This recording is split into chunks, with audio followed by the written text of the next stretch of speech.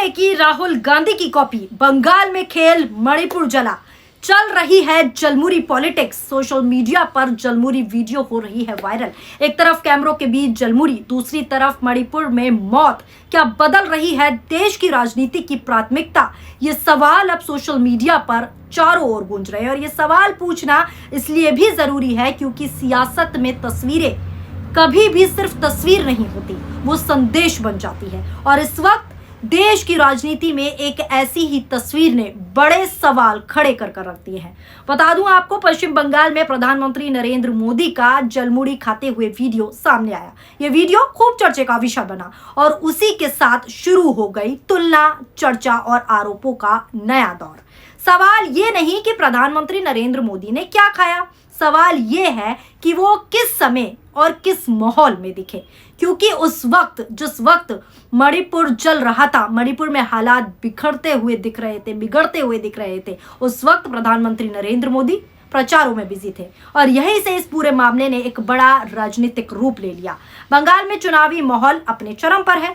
हर rally, हर road show और हर visual, हर संदेश बनकर देश के सामने आ रहा है। और ऐसे समय में प्रधानमंत्री का यह अंदाज सीधे सीधे राजनीतिक बहस के केंद्र में आ गया है। पहले मैं आपको प्रधानमंत्री नरेंद्र मोदी का वो वीडियो दिखाती हूँ जो काफी वायरल हो रहा है जलमुरी खाते हुए। नजर डालिए इस वीडियो पर। भाई हमें अपना जालमुली खिलाओ। हाँ, कितने का होता है आपका जालमुली? आप कितने का? नहीं, अच्छे वाला कितने का होता है? 10 पीस। हाँ, जो भी है बना दो। हाँ, हम थोड़ी खाएंगे। हाँ, खाएंगे, बिल्कुल खाएंगे। तो कितना, 10 रुपए देना है? दुकान में आए सर। हाँ, 10 रुपए देना है। नहीं भाई, ऐसा नहीं। हाँ, हाँ, आप प्याज खाते हैं, दिमाग नहीं खाते बस। तो देखा आपने प्रधानमंत्री नरेंद्र मोदी का ये प्रचारक वीडियो। अब जरा इस वीडियो को समझिए। प्रधानमंत्री एक दुकान पर जाते हैं, दुकानदार से बात करते हैं, जलमुड़ी खाते हैं, बच्चों को खिलाते हैं और हर एंगल से कैमरे में इस पूरे पल को कैद कर रहे होते हैं। यही वो स्टाइल है जो पिछले कुछ समय से राहुल गांधी की पहचान बन चुका है।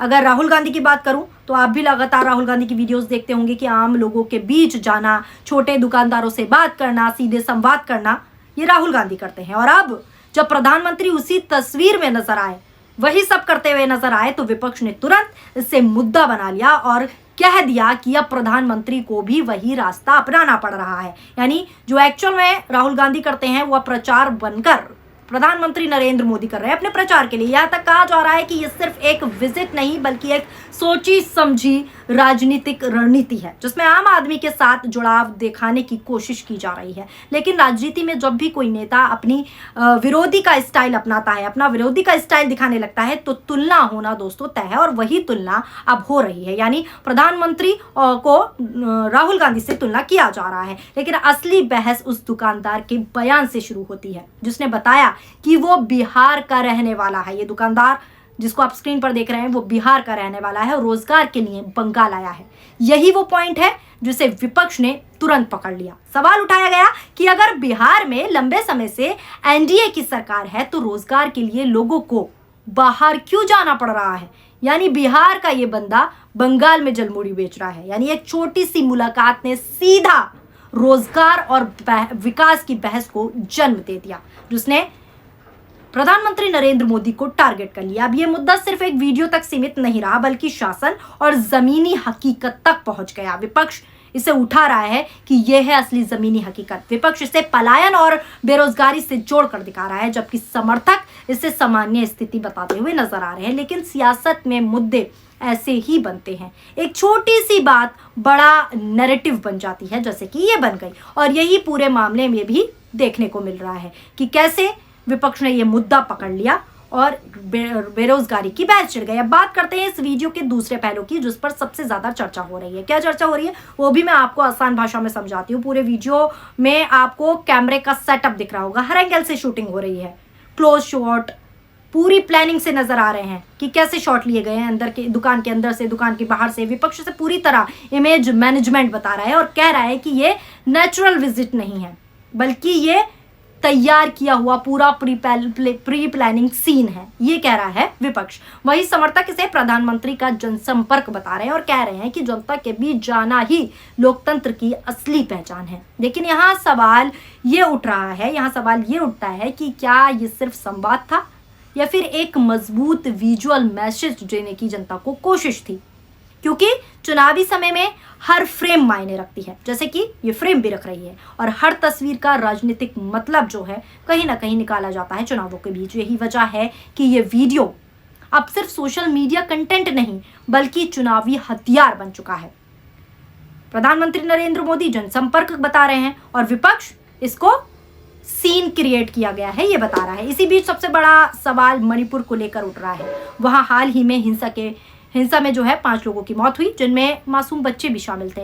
हालात तनावपूर्ण हैं और लोग सड़कों पर उतरकर विरोध कर रहे हैं, लेकिन प्रधानमंत्री की रैलियों और भाषणों में इस मुद्दे का जिक्र न होना विपक्ष को लगातार हमला करने का मौका दे रहा है।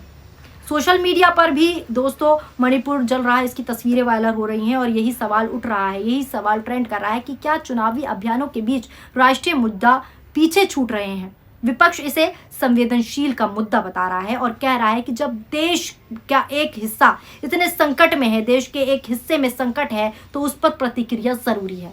लेकिन प्रधानमंत्री चुनावी रैलियों में बिजी हैं। वहीं सरकार और समर्थक ये तर्क दे रहे हैं कि हर मुद्दे को अलग तरीके से हैंडल किया जाता है, लेकिन सियासत में परसेप्शन ही सबसे बड़ा सच होता है और यही परसेप्शन जो है इस वक्त सवाल खड़ा कर रहा है।